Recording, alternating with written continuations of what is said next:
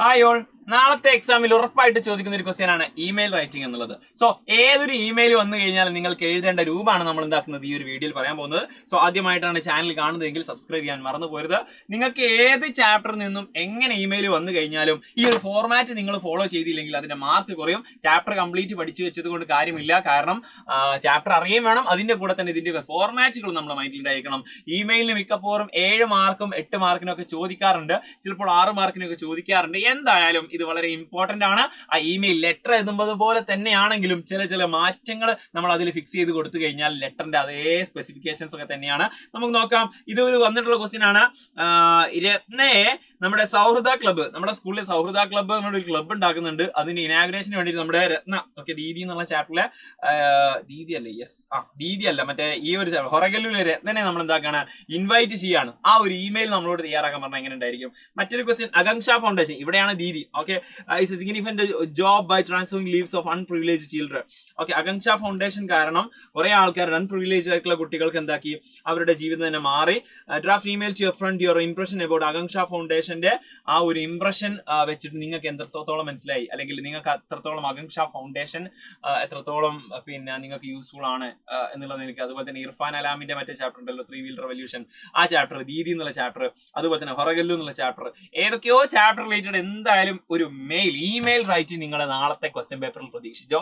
ആ ഒരു ക്വസ്റ്റ്യന്റെ ആൻസർ ചെയ്യുന്ന സമയത്ത് ഈ ഒരു ഫോർമാറ്റ് നിങ്ങളുടെ മൈൻഡിൽ ഉണ്ടായിരിക്കണം. അതായത് അതിന്റെ ഗൈഡ് ലൈൻസ് ആണ്, write the sender's mail I D in the place provided for that. അതിന് പ്രൊവൈഡ് ചെയ്തിട്ടുള്ള സ്ഥലത്ത് ആ ഒരു mail I D, sender's mail I D abcd@gmail.com എന്ന് ഏതെങ്കിലും ഒരു മെയിൽ ഐ ഡി അവിടെ കൊടുത്തിരിക്കണം. കാരണം അതാണ് ഇതൊരു ഇമെയിൽ ആണെന്നുള്ള ഐഡന്റിഫൈ ചെയ്യാനുള്ള, വാല്യുവേഷൻ ചെയ്യുന്ന ആൾക്കുള്ള ഒരു മെത്തേഡ് എന്ന് പറയുന്നത്. സോ അവിടെ ഈ മെയിൽ ഐ ഡി കൊടുത്തിട്ട് സബ്ജക്ട് എന്നുള്ള കോൾ ഉണ്ടായിരിക്കും, അവിടെ സബ്ജക്ട് കൊടുത്തത്. ഒരു സപ്പോസ് ഒരു എക്സാമ്പിൾ കൊടുത്തിട്ടുണ്ട്, അവിടെ കൊടുത്തിട്ട് ഇതൊരു ക്വസ്റ്റ്യൻ ആണ്, ആ ക്വസ്റ്റ്യൻ ആൻസർ ആണ്. നമുക്ക് നോക്കാം.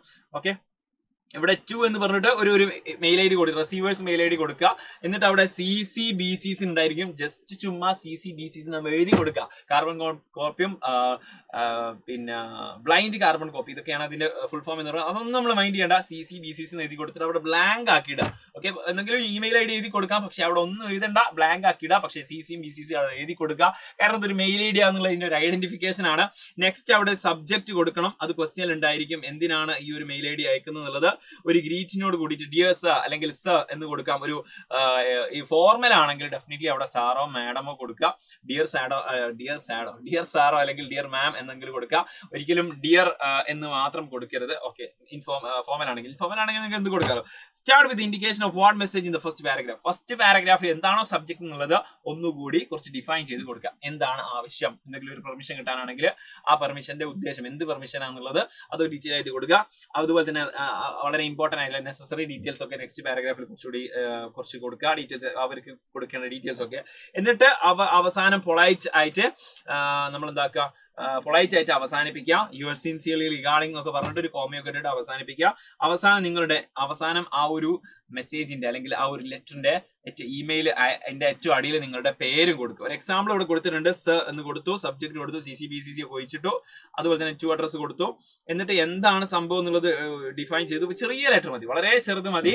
ആക്ച്വലി ഡീറ്റെയിൽസ് പറയാം, അല്ലാതെ അവരോട് സുഖവിവരങ്ങൾ അന്വേഷിക്കുകയോ അവരുടെ ഫാമിലി മാറ്റേഴ്സ് അന്വേഷിക്കുകയോ ഒന്നും വേണ്ട, കാരണം ഇത് ഫോർമൽ ലെറ്റർ ആണ്. അവസാനം എന്താണോ ഉദ്ദേശം എന്നുള്ളത് ഒന്നുകൂടി കൺക്ലൂഡ് ചെയ്ത് കൊടുക്കുക. എന്നിട്ട് താങ്ക് യു കൊടുത്തിട്ട് നമ്മൾ എന്താക്കുക, നമ്മളുടെ നെയിം കൊടുക്കുക. പിന്നെ ഇതുപോലെ ഭയങ്കര ഒഫീഷ്യൽ സംഭവങ്ങളാണെങ്കിൽ നമുക്ക് എന്തെങ്കിലും സ്ഥാനങ്ങളൊക്കെ ക്വസ്റ്റ്യൻ പേപ്പറിൽ തരുന്നുണ്ടെങ്കിൽ ആ സ്ഥാനത്തിന്റെ ഡീറ്റെയിൽസും അവിടെ എന്താക്കാൻ പറ്റും, ആ ക്ലോസിംഗ് ലൈനിൽ എഴുതി കൊടുക്കാൻ പറ്റും. ഇത്രയും ഡീറ്റെയിൽസ് നിങ്ങൾ ശ്രദ്ധിക്കുകയാണെങ്കിൽ ഉറപ്പായിട്ട് നിങ്ങൾക്ക് നാളത്തെ ആ ഒരു ഇമെയിൽ സൂപ്പർ ആയിട്ട് എഴുതാൻ പറ്റും.